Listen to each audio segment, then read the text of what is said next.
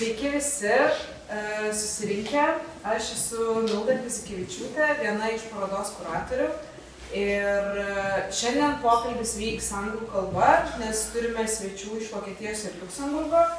Ir pristatysime jums vakar atidarytą parodą Tikėti ar netikėti, sąmokslo teorijos. Ir pabandysime atsakyti klausimą, ar sąmokslo teorijos yra muziejinė tema. Ir su kokiais iššūkiais yra susiduriama darant tokio pobūdžio parodą. So, hello everyone.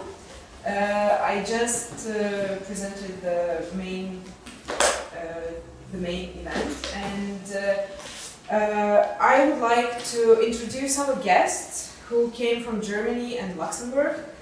So today we will be talking with Andreas Joch.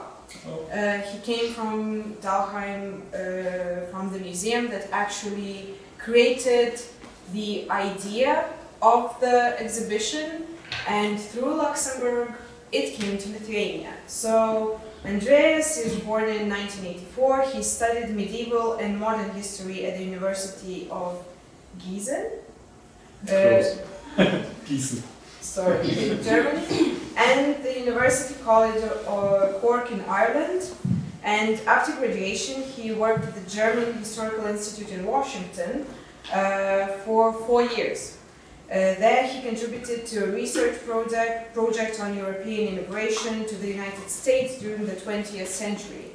He has been with the Dalheimo Monastery Foundation since 2016, and first as a scientific trainee, and since 2018 as a curator of special exhibitions. The exhibition on conspiracy theories was your first large project in this position. And second guest is Gabi Sonabend. Perfect. Hello. She holds a PhD in history and has worked in various cultural institutions for over 20 years. She has curated numerous exhibitions in Germany, France, and Luxembourg, including for the House of the History of the Federal Republic of Germany in Bonn, the Museum of Communication in Frankfurt, and Friedrich Ebert Memorial in Heidelberg. Right now, in June of 2022, Gabi took over as a director of the photographic library of the city of Luxembourg, and you are a vice president of the International Association of Museums of History. So, and the third curator today is Dr. Ina Muziejinė, and she works at the National Museum of Lithuania and curated the exhibition with me. Ina is a dedicated media and diaspora researcher who successfully defended her doctoral dissertation in 2018. Currently, she holds a position at the National Museum of Lithuania and has been pursuing a postdoctoral fellowship at Vilnius University since 2022. Her research focuses on Soviet-Lithuanian public communication for the Lithuanian diaspora in North America from 1944 to 1991. And I will be hosting this evening today. I'm Milda. I'm a travel historian and I'm an early book researcher. So when I will talk, you will hear a lot about those earlier periods from me, because I'm a fan of those seemingly dark ages. And what we have discussed a little bit about what could we talk about, but you've never actually heard the title of the event. So firstly, I would like to ask you, so is conspiracy theory a topic for museums? Obviously you are biased, but still. So do you think that it is an appropriate topic? You might have worked on it, but you are not, you know, you don't have to agree with everything. No, I think it's a very important topic. I think it's very important to keep the discussion about conspiracy theories going to make people aware of the dangers of conspiracy theories, and especially in recent times. I alluded to this in my remarks last night a little bit. We've seen a lot of crises in Europe and globally, and I think these are times where conspiracy theories really flourish. And so I think it's an important mission or important task for us as curators and researchers to look into these things and try to keep the discussion about them going. So yeah, as museums, obviously, we can contribute to that. Yes. And I wanted to ask Andreas, how, when, and why was the decision made to create an exhibition on conspiracy theories? Because that is not usually a topic that people think, oh, that is something that I should go to look at the museum. Yeah.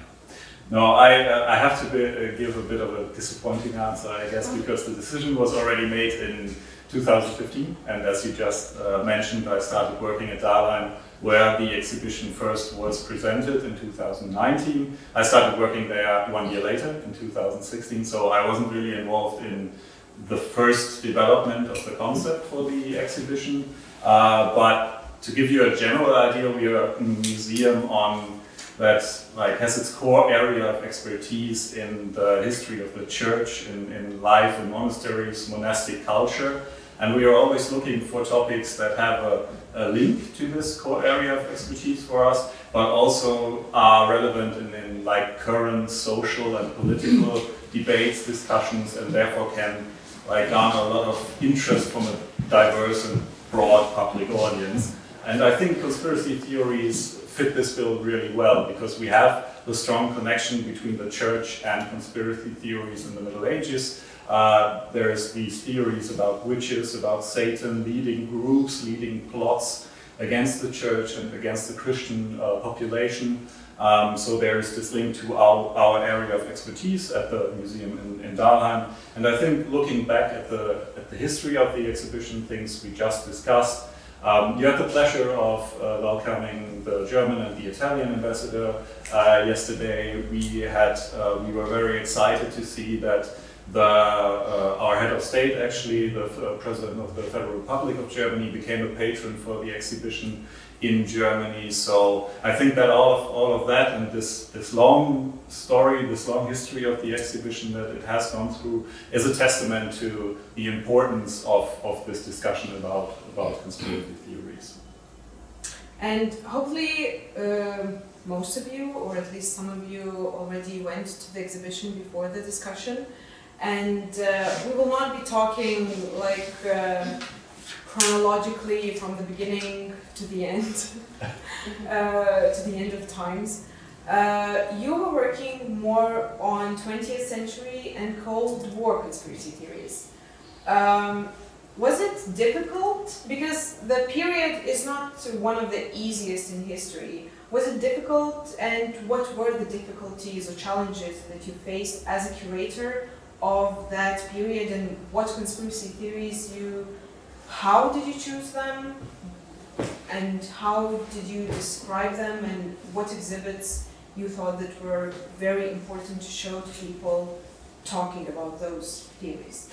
Yeah, I think there are some general challenges when we are dealing with conspiracy theories from a scientific perspective, dealing with them in a museum setting. Actually, you are working with a very suspicious audience, I guess. You always have to be even a bit more paranoid about checking your facts, about the things you are presenting as fact, as theory in the exhibition. So that's, I guess, a general challenge that you have to deal with. I think we all at Dalheim, we became, as I said, a bit more paranoid about checking facts, about triple, quadruple checking the things we were talking about, we were putting down into text. So we were really trying to not make any mistakes that would then be people would jump on that and would try to point this out and really make it obvious that maybe we have an agenda ourselves, we are part of some kind of conspiracy. So you really have to be extra careful. We always have to be careful to check our facts, but in this case it was even more of a challenge, I would say. And then conspiracy theories, that's a challenge for me as well as a topic. where you have very prominently two sides to the story. You have, on the one side, theories that at first glance seem ridiculous. You know something's wrong, seems asinine, seems childish.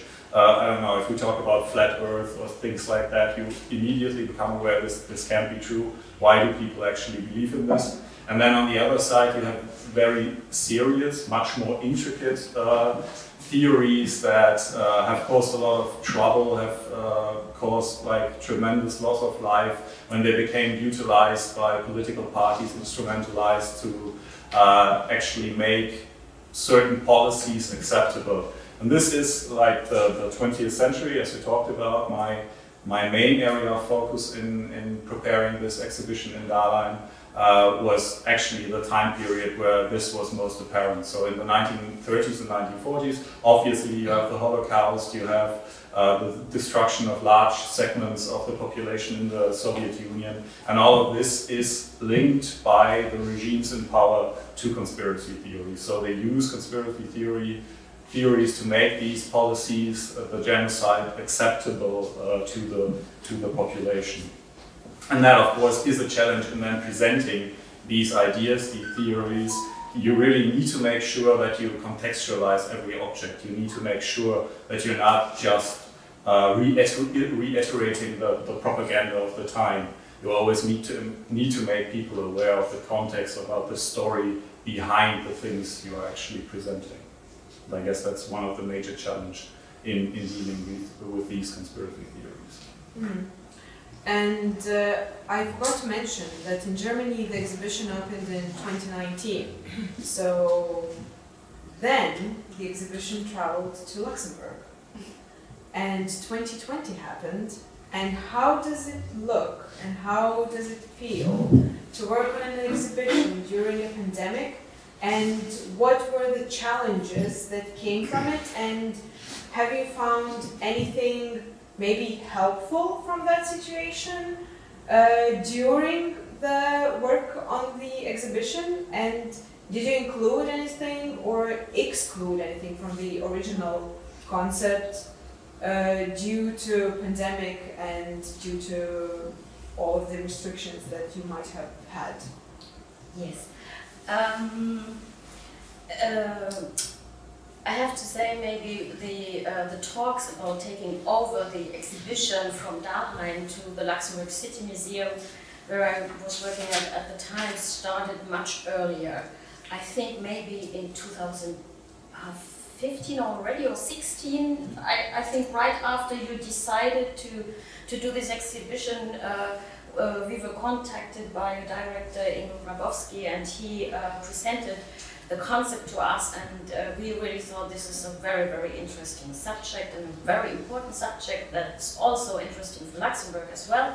And we would like to take it over, and we thought about it, but well, not all the time, but we decided that we would like to have the exhibition. And we were prepared to open the exhibition in May 2020. So everything was ready, everything was prepared, the furniture was built, the scenography was done, and we were ready to rise the exhibition. And then COVID struck us, and the frontiers were closed. And in March the lockdown came, so 2 months before the opening should take place. So it was clear we could not open. It was not possible, and it was not even possible to get all the loans from one country to the others, because there was no way to cross the borders. And Luxembourg, as you know, is a very small country, and we all, from one moment to the other, felt very claustrophobic because we couldn't go out. So it was a very scary situation, and so we had to decide that we had to postpone the opening. We didn't know when we could open. Would it still be possible in 2020, or would it be longer? Nobody knew anything at the beginning. So we just postponed. We contacted all the colleagues close to Dalheim, and we decided together, okay, we can't do it now, so let's just keep it open, and we keep the exhibition, of course, but we don't know when. And we had to renegotiate all the loans, all the contracts with all the partners, and that was quite a lot. Quite a lot of museums who gave us objects, but well, let's say a good thing in this very, very bad situation was that everybody was in the same situation. So everybody was very understanding, and it was a very, very good cooperation between all the museums, because everyone had the same problems and we were faced at the same situation. And well, throughout the year 2020, then we decided that we would open in the beginning of 21. And there were ups and downs with lockdown, yes, no, but then finally we could open in March 2021. And we used this time when we were forced to stop everything, to rethink about the exhibition concept. Of course, all the rooms were already ready, so every space was planned, and we didn't have time space left for new objects. But then we did a little rearrangement in one room, and we added the COVID subject to the exhibition because we felt it's very important. There was something happening right now at this moment, and we read all the comments, and there were so many news, so many information from all sides. Nobody knew what exactly happened, and you could follow science working step by step every day, and also conspiracy theories rising up about all kind of COVID, all things about COVID, the origin of the virus, what it does with your body, if vaccination helps or is evil, and all these things that are still popular now, it arise, and so we decided to put it in the exhibition. I remember when we started working on the exhibition, we decided to have a call with all of the curators from Germany and from Luxembourg, just to get a grasp of what has been done already. And I remember that you were talking that the modern period, as I was always saying, like, oh, with the witchcraft, it's such an amazing topic, it's so interesting to work on that. And you were always talking that the modern period, the nowadays period, was the most interesting for you. And why and how many different conspiracy theories do you remember? Because I understand it was quite a long time ago. We are freshly baked curators of an exhibition. And how did you manage to collect that? Because for me, it looks like it's the most hard topic to talk. It's so recent, and I'm an early modern historian, so the older, the better. So you're talking about the COVID subject? Not only the COVID, but through the modern, current conspiracy. Maybe I have to explain why we were concentrating a bit on the current subjects. That's also a tradition of the City Museum. The exhibitions displayed in the museum, they are mostly about topics that are important for our society today. So there's a topic which is discussed today, and then we look back to history and say, okay, in order to understand this topic, we have to go back and explain it with history. That's a bit the thing we are working in the City Museum. And that was the reason why we looked at your exhibition, and that began in the Middle Ages, and we said, our public, our audience will not get that. If we start in the Middle Ages, it's our public is not used to go so far back, and they will think, oh, what they are talking about. So we just turned it around completely, and we turned the chronology upside down, and we started with the 20th or even 21st century, with the COVID thing, with the so-called lying press, with the chemtrails, because this is the reality today. So this is the reality of our audience today, the things they hear, the things they discuss about, and we wanted to catch them there where they are right now. And then when they are interested in understanding, okay, but why is it like this, then we take them back to history, and then we explain step by step, okay, and look, it's not only today, but there's a long tradition. For example, when you have anti-Semitic conspiracy theories that are still very, very popular today, unfortunately, and with COVID there came a new wave of anti-Semitic theories, and you have the same images, the same stories that are on display as in former times, as during the Third Reich period, or even in the Middle Ages, early modern times. And then you wanted to draw a line back to history and say, look, what you are discussing or discovering today has a long, long tradition. And yeah, so this is why we changed things a bit. Yeah, when we were talking, I was like, no, what are how we does doing? that work? Everything started much earlier. And I will go to you, Inna. You will have to talk for both of us, because it would be weird to answer my own questions. But when we got the job to curate this exhibition, I was just starting my job at the National Museum of Lithuania, so I think it was like 2 weeks in the museum, and I got asked, do you want to curate this exhibition? I really didn't know what I'm doing here, and I already got this powerful exhibition to curate, and it was a very interesting project for me, and at the same time it was a little bit scary, because we got this really strong foundation from the German curators, from the Luxembourg curators. We got these pages and pages of information. So on one hand, it was so easy, it looked so easy. You just take some texts, you compile it, and maybe something great will happen. Then we started to think, but what could be interesting for the Lithuanian audience? And I consider myself very lucky, because many conspiracy theories I didn't even know.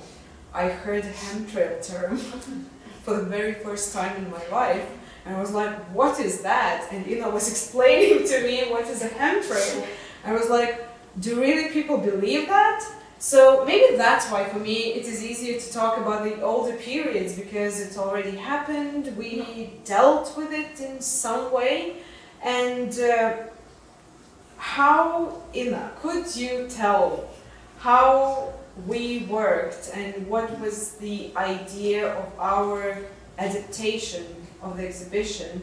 Because we really wanted to include Lithuanian exhibits. So maybe you could share that part of our work. Yeah, so the idea, maybe you heard about it, that our general director of the museum, she went to Luxembourg, visited the exhibition, and she came back and told that, okay, in Lithuania we need to talk about conspiracy theories too. So that was the beginning, and yeah, for me it's a second exhibition. I made one before, and with Milda, I think we made a nice job on this one too. And the work on this exhibition, it started with discussions and just going to your digital exhibition, trying to understand what is the concept. reading the catalog, because you both had the catalog published too, and trying to understand what is important for Lithuanian audience, as Lithuania got a little bit different background. We were occupied by Soviet Union, and the conspiracy theories at that time, they were different in Lithuania. So we discussed really a lot about all these aspects, and we excluded a couple of conspiracy theories that were in your exhibition. Made in our circle, we made this quiz, not a quiz, like asking our friends and colleagues, and just made a public questionnaire to ask what is important for Lithuanians. So we got feedback, what are the conspiracy theories that people know. As Milda told, she didn't know few of those. So, and on the basis of this questionnaire, we just excluded a couple of those. And in our context, I think we stayed to the most important that are reflected in our society now.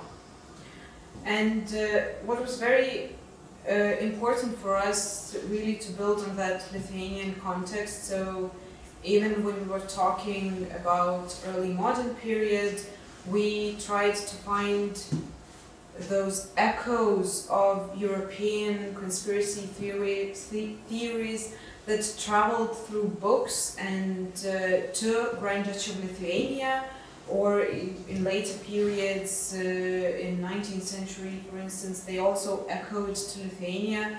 So it's nice to talk the previous conspiracy theories, those early ones, because they seem a little bit silly, a little bit funny. So we tried to actually sandwich the information in our exhibition. So we start on a quite light note. You know, oh, we had some witches. Then in the middle we have a very powerful segment from the early modern period to the Holocaust, and we actually have, I think, a very nice line from how quite a little bit silly story about how Jews were allegedly killing Christian children could actually go to such length as Holocaust, because when you see the dots connected, like everything went to also to those previous conspiracy theories. And we tried to end the exhibition also on a little bit lighter note, the Cold War period.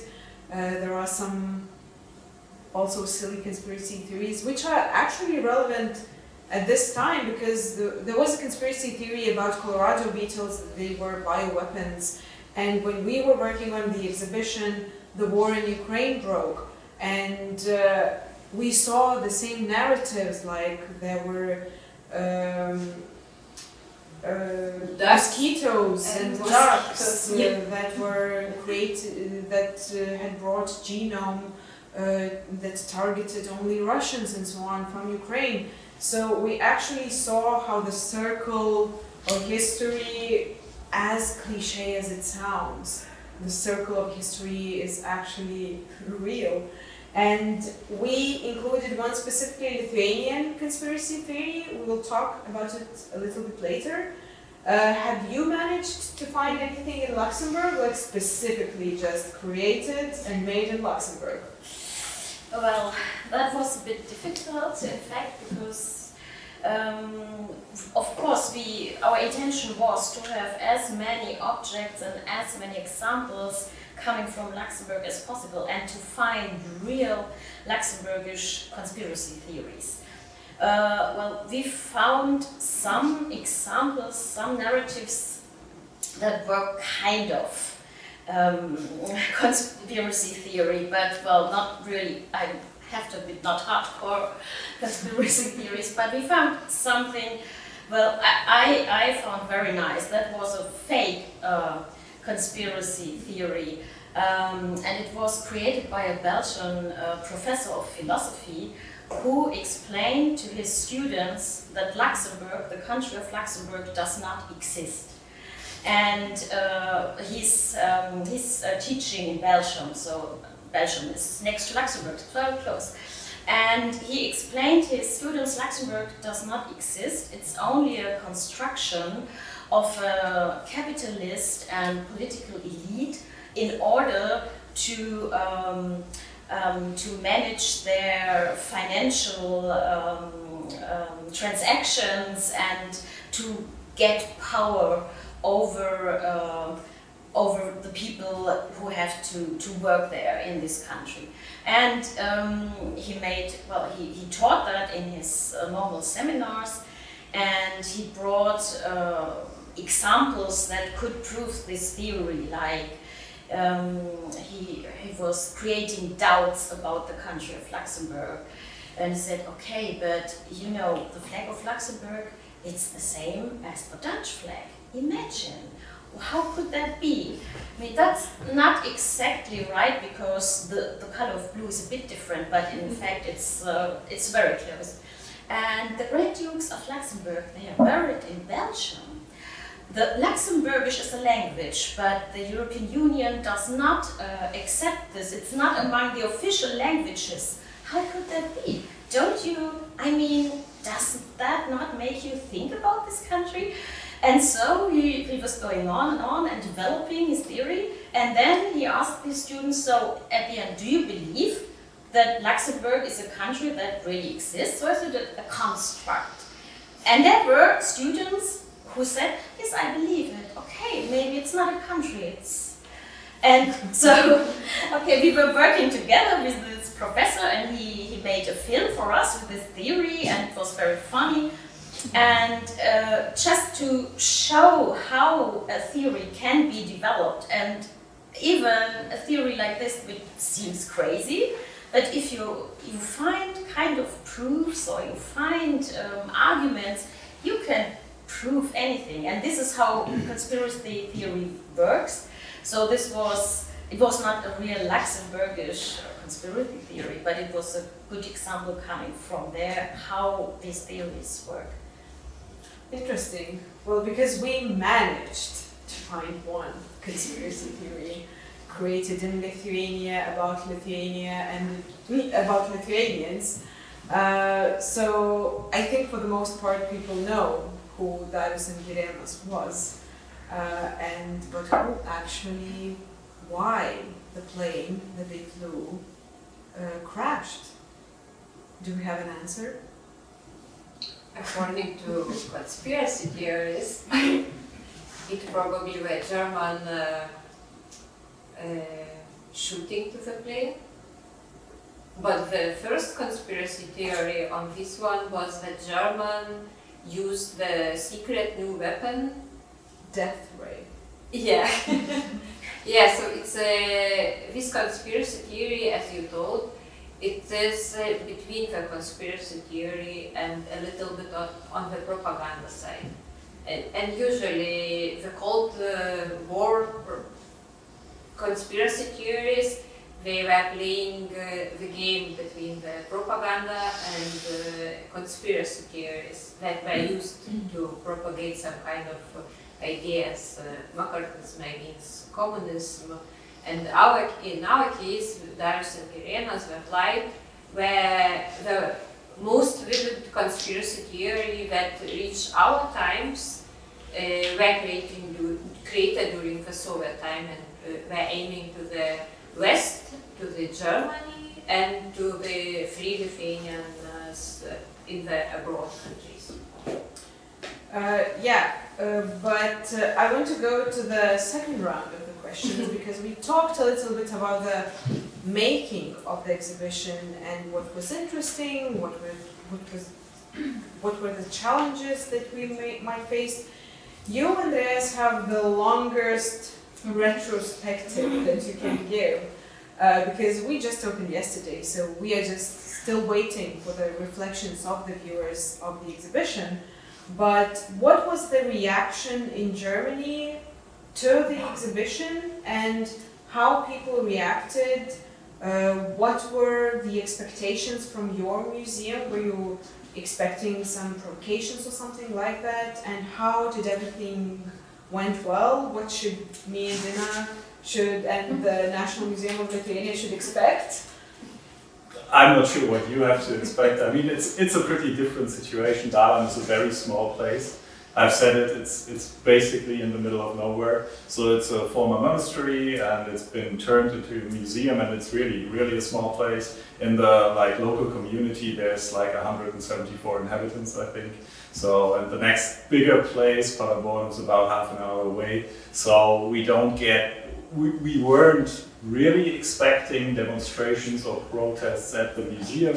We were preparing for that a little bit, so we had staff meetings with our security and people in the foyer of the museum at the reception. We were trying to make them aware that there might be possible issues with the audience. We didn't have any extreme cases. We of course had, as I talked about, it's a suspicious crowd. They try to find mistakes. They try to engage with you about specific theories that they themselves, the conspiracy theorists, are involved with and know a lot about. Most of the time, those who really engage with the theory know a lot more about it than you as a researcher do, even if you have been working on it for 1.5 to 2 years in preparing for the exhibition, but you never reach the level of detail that somebody has who has engaged with a theory and really stands behind it for a much longer period of time. So we were discussing this, how to manage if we had situations with people like that. But we, as I said, we didn't have any extreme cases. We had some critics who wrote emails to us, said you are missing these and those details, especially about the more current conspiracy theories, like 9/11 was still a very popular topic where people said, yeah, you presented this okay, but there's this detail, that detail about the whole process, about the buildings burning, about the buildings falling down. You missed that, you missed this detail. You should present that to the public so they can get the proper image, the proper view on this theory. So I suppose you might even be dealing with a little bit more of that here in Vilnius. But if you looking back at the exhibition in Germany, in Dalheim, we were really quite pleased with the result, I have to say. It was a very successful exhibition. We had a large number of visitors. It was one of the most successful special exhibitions we had in the recent years in Dalheim. And we also had a lot of positive feedback from political representatives and from the media. I already mentioned that the president of Germany was a patron. So after all, looking back, I have to say, yes, you have to deal and engage with some people who might disagree with you and who might focus and pick out certain elements, specific elements of certain theories. But as I said, very happy with the result. In total. So great to hear. Yeah. And what about you, Gabi? Would you do anything different? Looking from a 2 or 2 year perspective, would you do anything different given the feedback that you got, given the experience, given the recent news, for instance? Because when I was working on an exhibition, every possible news that came out about moon landing or corona or 5G, I was like, oh, and recently iPhone 12, does it really have those waves? And would you do anything different with all the knowledge that you already gained through that period that came after the exhibition? Given the situation we were in when we were working on the exhibition and opening the exhibition, I think I wouldn't do things different. In the end, we were very happy with the result. We had a lot of positive reactions too. And what I regretted after the opening is that we did not have more space for this COVID thing, and like the 5G topic you have also here in the exhibition, because there were discussions that were very vibrant also in Luxembourg. There were stickers in the whole city. Once when you walk through the cities, you saw stickers everywhere on every public place with the Prime Minister of Luxembourg, Xavier Bettel, and Bill Gates.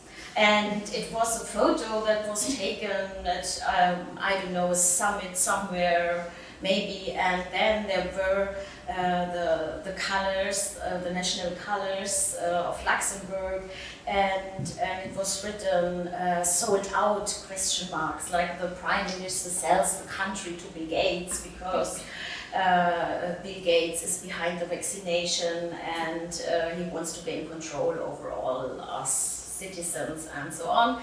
And so these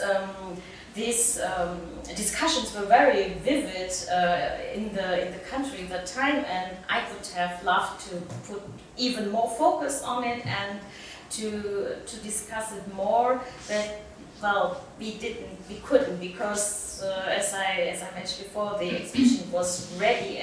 Every wall was full with things, and we couldn't rearrange it all. So yeah, but yeah, I'm basically happy with the result even after 3 years. This is great to hear. Hopefully, we will be after 3 years. We will be also very happy with the result. And as I mentioned, we are still waiting, and maybe sometimes dreading for the reactions of people and how everything will go. I wanted to turn to the audience. Maybe you have questions, because you might have something to ask that, as a curator, I am in no capacity to think of, because I'm already in the ins and outs of the curating the exhibition. So maybe you have anything you want to know, your burning questions. You have one and only opportunity for the original hosts for the exhibition. So maybe I could start? Please. Like the reaction from the audience, but first I would like to ask about, well, the concept. What is the conspiracy theory according to you? Because what you're talking about is generally like black-white perspective on the world. There are things that are certainly wrong, so we should debunk and undermine them, and there are other things that we might believe, but there are like gray zone in between. And I mean, we have concepts like propaganda and stereotypes, cliches, opinions, and opinions at least might be benevolent opinions about something. There might be fallacies, there might be like flat earth thing that you mentioned. It's something which is quite innocent.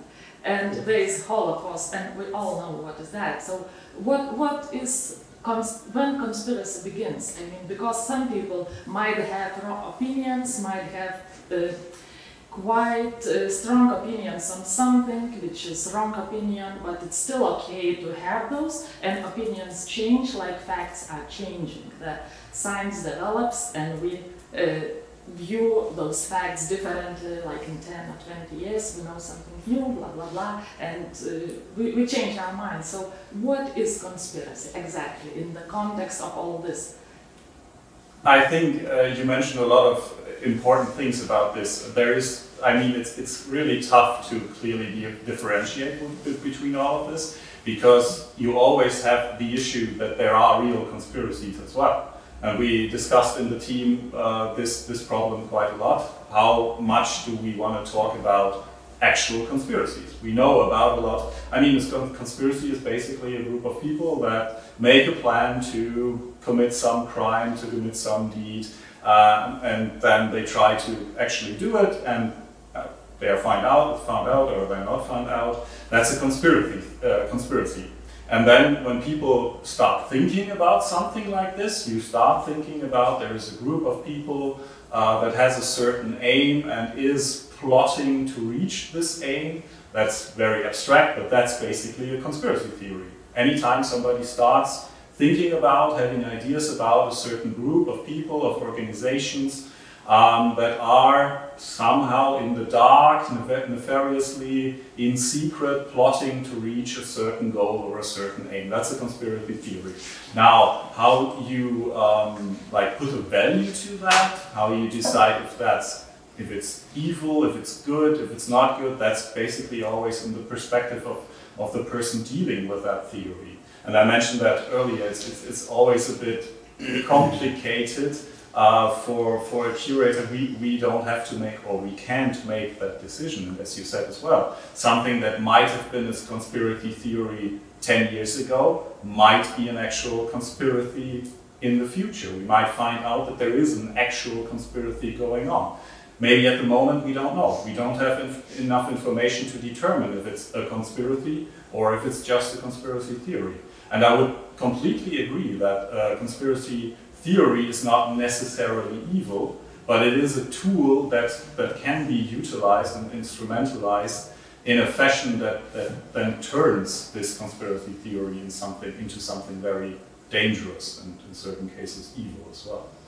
Yeah, so I think it's very difficult to deal with contemporary subjects, like the Who lab theory related to COVID and all those things, which are still under the investigation. So. Yeah, but even from our perspective, the title of the exhibition is To Believe or Not to Believe, and it is not an accidental title. We actually don't want to change people's beliefs because everyone has right to believe in things, and we just invite for the conversation to talk about and to re-evaluate everyone, to come to the exhibition, to look at it, and we tried not to make fun of things because we really don't know where the facts stand. We have some pieces of information, and as you mentioned, in 20 years, some things might turn to be right, but for now we have a situation like that, and I think that the right to believe or not to believe is a right that everyone has to have. I think, as you mentioned, COVID, for example, that was a situation when you were like following live how science works. And it was like every day there was a new discovery, or every day you had new information about things. In the beginning, we should wear no masks, but there were no masks available. And then after a while, you should wear masks to protect yourself. But there were people saying, yes, but before it was said masks are not useful, so how can you tell us now the opposite? And so science is going on, and what is right today was maybe wrong yesterday, or is maybe wrong tomorrow. So, but error is also a way of progressing in science, and I think this is what people who believe in some conspiracy theories find difficult, is that error is also part of the process of knowledge, and to differentiate this information, what is a real information and what is a fake information, or an information that is no longer valid, or what are sources that are trustful and what are sources that are not trustful. This is the very difficult thing, and we discussed about this question a lot in our team, in our museum, because it's not always black and white, as you say, but there's a lot of gray, and we are getting further with our knowledge, and yeah, I think things are always in progress, and for the COVID subject, for sure, until this day, we still don't know the origin of the virus, the really exact origin, where it came from, and so it's clear that there are a lot of theories coming up. Maybe one of the theories is true. We might think today it's a conspiracy theory, but maybe tomorrow it's proven as true, so we don't know. And there are other theories that are, for me, personally completely absurd, like the reptiloids, or how do you say in English, reptile persons, and Queen Elizabeth and the whole English,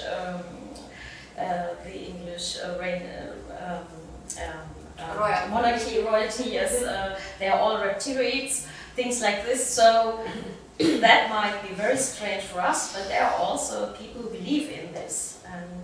And we actually, just when you mentioned the Queen Elizabeth, we have a game in the lounge area that has been created by ChatGPT. Well, of course, with the help of our educators. It was created by ChatGPT. Some of the theories were created by ChatGPT. Some of the theories are actually circulating in society. And even the illustrations are created by artificial intelligence. So you can try and play that game and look how easy nowadays it is to even create a conspiracy theory. It's maybe not easy to make it believable so that many people would start to believe, but nowadays we should especially check our sources, because even images can be created in such realistic manner that it is a little bit scary. But I think the main thing that we wanted to that people would take from the exhibition is just to check the sources, because even very prominent sources could be wrong. For instance, I will end with witches. I started with witches and I will end with them. In Grand Duchy of Lithuania, we had a very powerful law document, the Third Statute of Lithuania. It was very prominent in Europe at the time, and it even protected women's rights to have land and money, and it was considered quite a feministic document in the 16th century. And at the same time, we have listed witchcraft as a punishable crime. As a crime. So and we know that for the most part women were burned and beheaded because they were the main witches. Warlocks were just several men in the society. So we have a document that on one hand serves a very good purpose and female rights are considered, and on the other hand we have witchcraft as a crime. So even though it's a very good source, you still had to have your own mind and to evaluate it critically. Do we have any more questions? Yes, if I may. Thank you very much for the exhibition. I still have to visit it, looking forward. I just had a question on the scope of dimensions of questions you have addressed in the exhibition. It's actually, it's clear and obvious that you try to present and represent different kinds of, perhaps some types of conspiracy theories. And perhaps I will have my answer when I visit the exhibition, but if you have some thoughts on that. What kind of dimensions did you try to address? I mean, beyond representing or selecting and just narrating about conspiracy theories, for example. What about the causes and reasons and motives or effects, historical or long-term effects of these things? And when you kind of talked about the ChatGPT and super realistic AI images, one dimension which is very interesting is the historical change of human interaction and actually mediation, how it changes and how that also kind of affects the way we think, the way we connect with truth and untruth. So it's just about this polydimensionality in the exhibition, if you just can say some things. every conspiracy theory in the exhibition has the same, more or less the same pattern. We present in some way that we can to present the origins of conspiracy theory, or what are the first mentionings of it.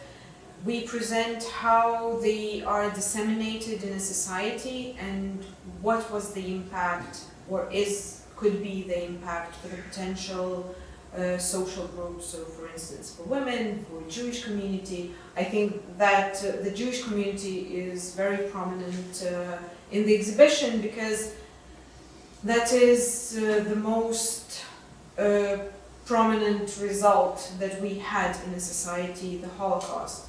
How the conspiracy theory can end with a huge tragedy in society.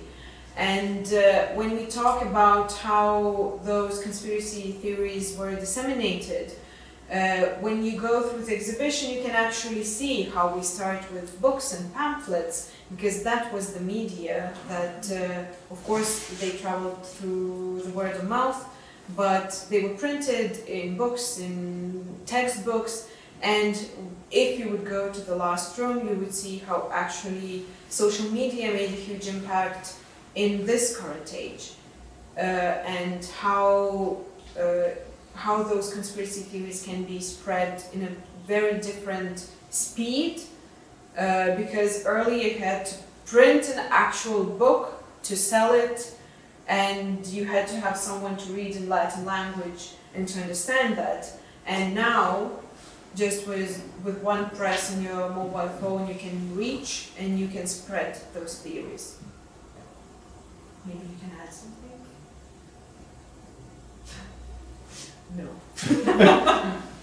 No, I just thinking as we should mention that Lithuania, the conspiracy theories in Lithuania, even from medieval times, we reached it, like Lithuania got similar conspiracy theories as in all the Europe.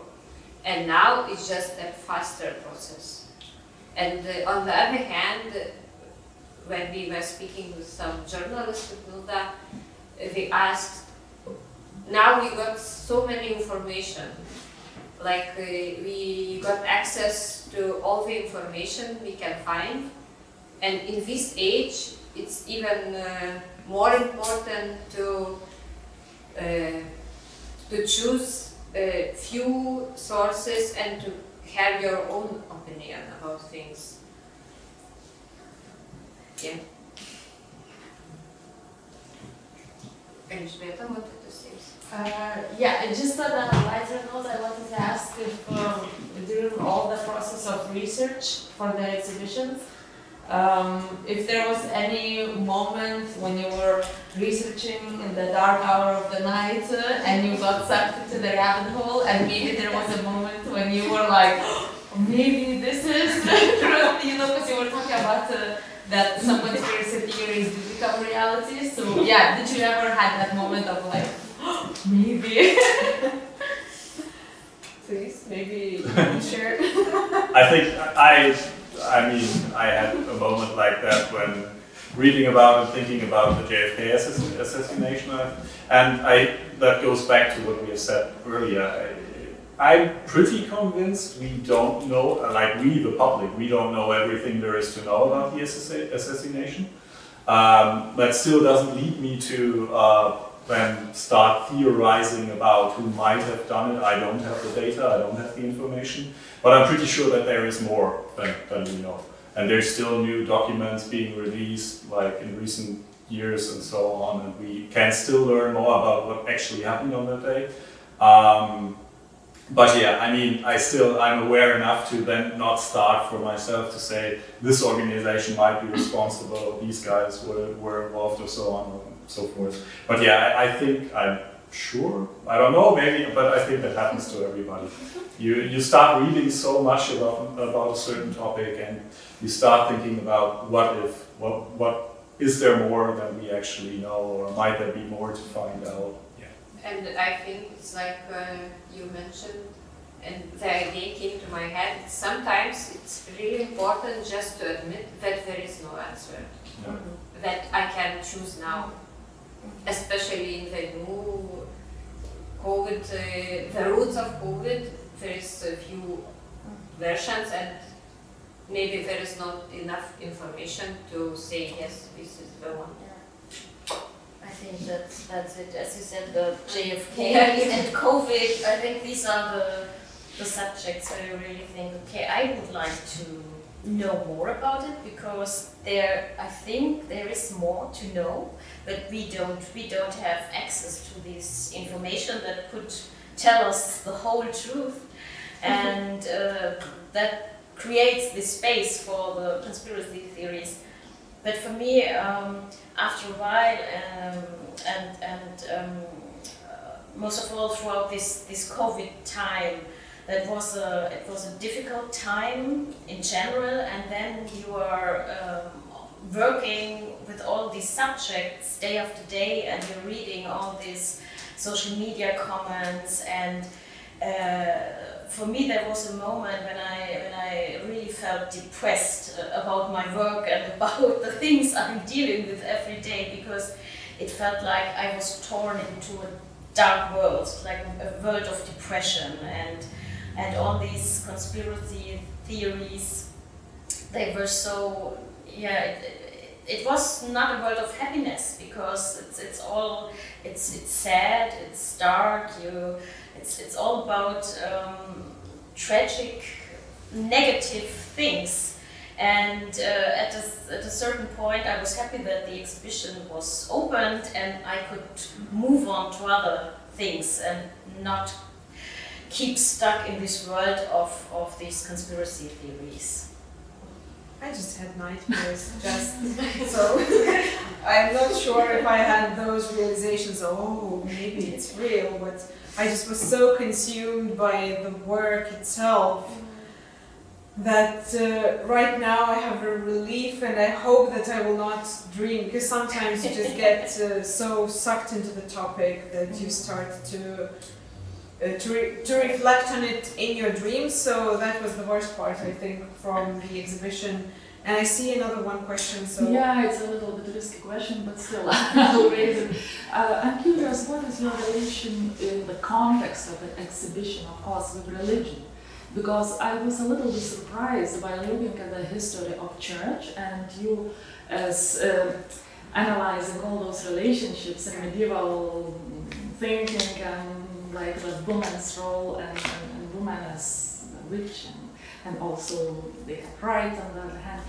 I was surprised how much it was backed by monks and the institution of church, actually, popes and the institutionalized church figures. So what is your relation historically with religion as such? Not necessarily Christianity, but Christianity, for example, in the context of this exhibition, was one of the propagators of those things that you discussed. So do you have an opinion at all? Well, of course, the first, I think even the title of the first topic, In League with the Devil, tells a little bit that, so those old conspiracy theories, they were created in a Christian world, and basically you had to have an enemy, and the enemy had some relations with the devil in that manner. So the Jews were the enemies of Christians, and those witches, because they were in league with the devil, they of course had some relations, so they were the enemies of the whole Christianity. And the first textbooks were written by monks. But for the most part, at least in our region, the witch trials were not a religious thing. It was dealt by law and not by the church law. So it is very interesting how, for instance, in Spain we have all the Inquisition that was made by the church, but in Lithuania we are talking more about the public spaces and public law. I'm not sure how it was in other countries, but I think that it's not necessarily that now we should start to blame the church for every bad thing that happened in history previously. But yeah, there was a period that they maybe pushed some agenda.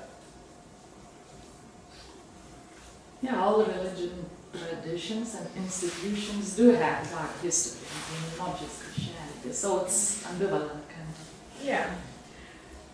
So I really want to thank to our guests. It was a pleasure to have you. It was a pleasure to work on the material, and I especially want to thank you that you came and listened to us, and that you had questions. And I hope that you visited the exhibition, and if not, I suggest to visit, to explore, and just to take a look and to have an experience. That we wanted to create an experience for our viewers, so I hope you will have one.